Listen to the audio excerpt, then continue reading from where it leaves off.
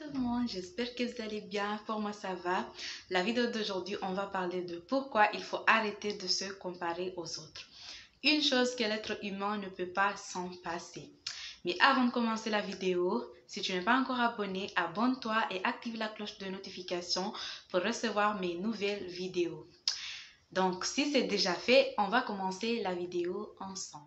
Donc, je disais, on va parler pourquoi il faut arrêter de se comparer aux autres et arrêter de se comparer aux gens. Tout d'abord, je vais vous parler de la comparaison. Il y en a deux types de comparaison. Il y a la comparaison sociale et la comparaison temporelle. La comparaison sociale, je vais vous parler en premier lieu de la comparaison sociale. C'est une comparaison établie en 1954 par le psychologue Leon Festinger. C'est un psychologue américain. Il a défini trois types de comparaison. La comparaison ascendante où la personne se compare aux gens qui sont supérieurs à lui. Il y a la comparaison descendante où la personne se compare aux gens qui sont inférieurs à lui. Et la comparaison latérale où la personne se compare aux gens qui sont au même niveau que lui ou qu'elle. Donc voilà, ce sont les trois types de comparaison sociale. Maintenant, je vais vous parler pourquoi il faut arrêter de se comparer aux gens ou se comparer aux autres. Parce que tu sais, il y en a des gens qui vont dire que ouais, mais la comparaison ascendante, elle est beaucoup plus favorable, elle est meilleure parce que la personne, elle se reconnaît à travers d'autres gens. Par exemple, ou comment, genre, elle va prendre d'autres personnes comme modèle ou comme source d'inspiration. Moi, je dis, s'il y en a des gens qui arrivent à le faire, bah, tant mieux pour eux, je les félicite. Mais la plupart, ça se passe pas du tout comme ça. Ça sera que de la jalousie, de l'envie et c'est tout. Parce que je vous dis, moi j'ai déjà fait le constat vraiment dans ce monde. Et elles sont nombreuses et elles sont nombreux aussi. Il y a des gens qui en ont tout. Ils ont tout ou elles ont tout. Par exemple, je vais prendre l'exemple d'une femme parce que je suis une femme. Tu peux trouver une femme, elle a tout dans sa vie, genre, elle est réussie dans la vie professionnelle, genre, elle a un beau travail, elle a un beau mari, elle a des beaux enfants, elle a une belle voiture et une belle maison, en plus elle est belle. Je dis, ces gens existent. Et puis tu veux trouver d'un côté une femme, elle n'a pas de boulot, pourtant elle a fait des études, elle n'a pas une belle maison, elle n'a ni voiture ni rien du tout, elle est célibataire en plus. En plus, elle est moche. Donc, comment une fille comme ça, elle va prendre une fille qui a réussi dans sa vie comme modèle ou comme source d'inspiration? Moi, je dis ce qui va se passer là, ce n'est que de l'envie. Et il faut savoir qu'à chaque fois que tu envies ton prochain, un point noir apparaît sur ton cœur et tu vas envier jusqu'à ce que ton cœur va devenir comme du charbon et c'est là Satan va s'installer dans ton cœur et tu vas commencer à avoir des idées diaboliques. Et si je l'envoyais chez le marabout du village, et si je lui piquais son mari, et si je faisais ceci, et si je faisais cela.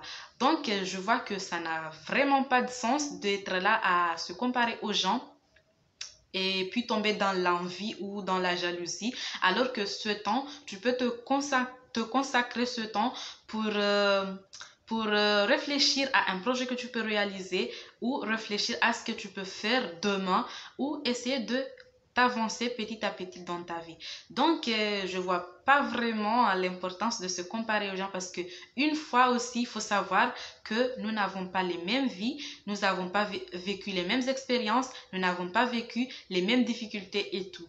Tu peux trouver, par exemple, deux personnes.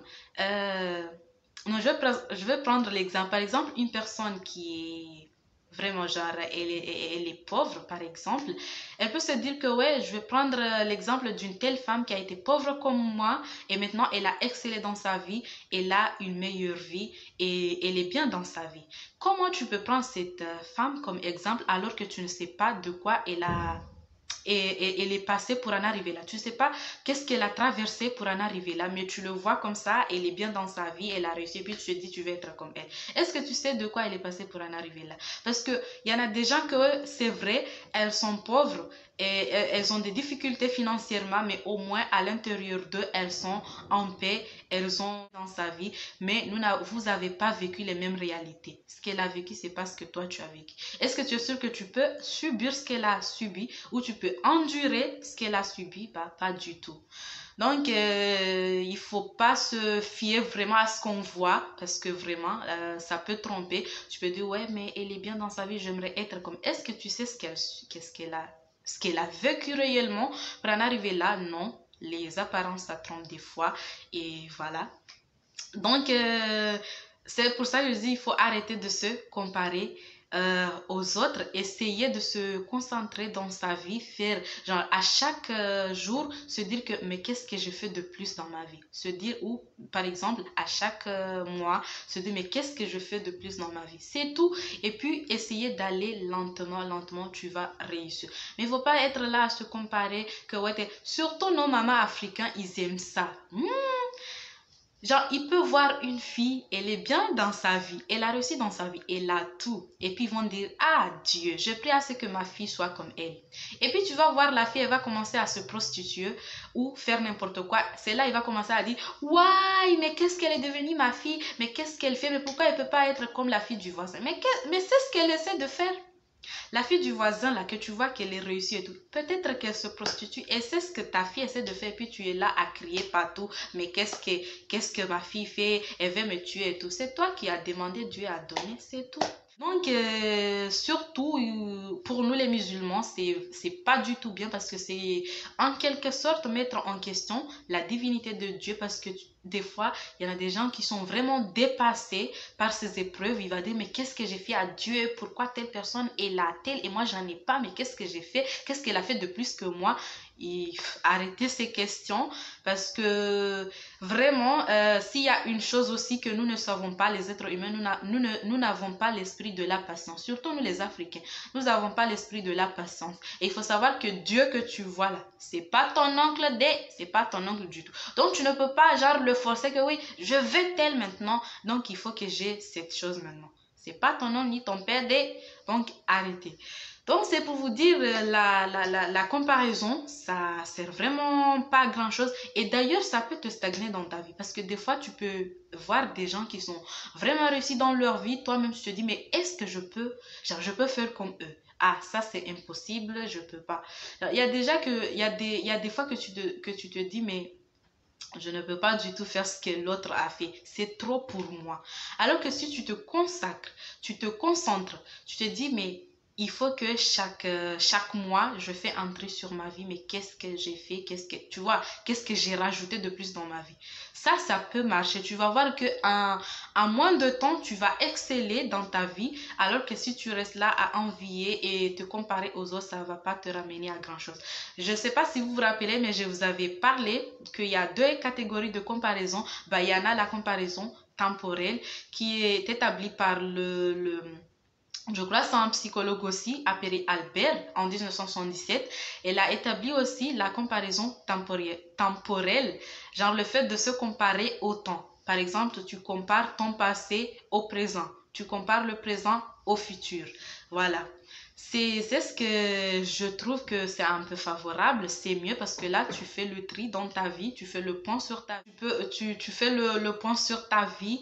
C'est comme si tu fais un bilan général de toute ta vie. Genre, par exemple, avant 2 ans, j'étais telle personne et actuellement, je suis telle, Dieu merci. Ou avant 2 ans, j'étais mieux que maintenant, mais qu'est-ce qui a foiré, qu'est-ce que j'ai raté ou qu'est-ce que j'ai fait. Et là, tu essaies de t'améliorer ou redevenir la personne que tu étais. Donc, moi, je vois que ça, c'est ce qui est mieux, c'est d'essayer de se demander qu'est-ce que j'ai fait hier et qu'est-ce que je fais actuellement et qu'est-ce que je peux faire pour le futur.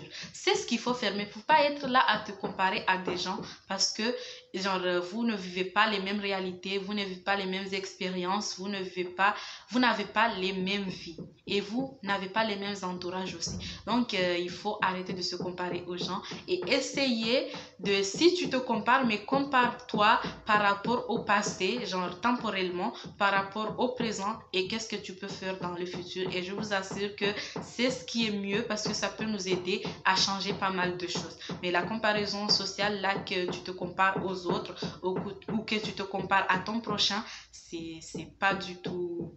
Je vois pas vraiment l'intérêt de cette comparaison. Donc, c'est pourquoi je vous dis, arrêtons de se comparer aux gens. Et pour finir aussi, comme la citation le dit, il ne faut pas comparer la lune et le soleil. Vous voyez, la lune, elle ne brille que la nuit. Et le soleil, elle ne brille que la journée. Et voilà, et nous les admirons à leur juste valeur. Et aussi, il faut savoir aussi qu'il y a les étoiles et la lune. Ils brillent ensemble la nuit et chacun n'empêche pas l'autre de briller. Ce qui veut dire que telle personne, elle est bien dans sa vie, mais ça ne t'empêche pas que tu sois bien dans ta vie aussi. Tu peux être bien dans ta vie, tu peux réussir dans ta vie aussi. Voilà, c'est tout ce que je voulais. Donc, voilà, je vais m'arrêter là parce que j'aime pas trop parler. Je vais m'arrêter là, je crois que c'est la fin de la vidéo.